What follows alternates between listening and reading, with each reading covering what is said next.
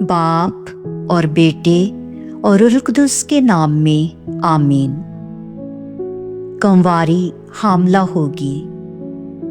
عیسائی نبی کے صحیفہ میں سے ہمارے لیے آج کی تلاوت اس کا 7واں باب 10ویں آیت سے 14ویں آیت تک۔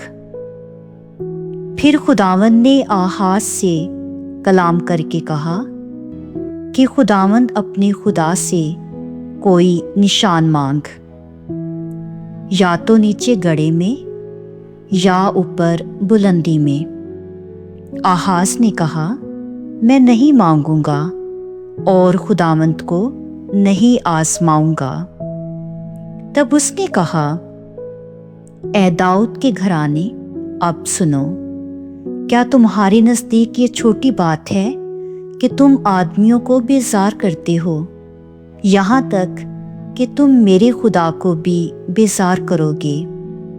اس لیے خداوند خود تمہیں نشان دے گا۔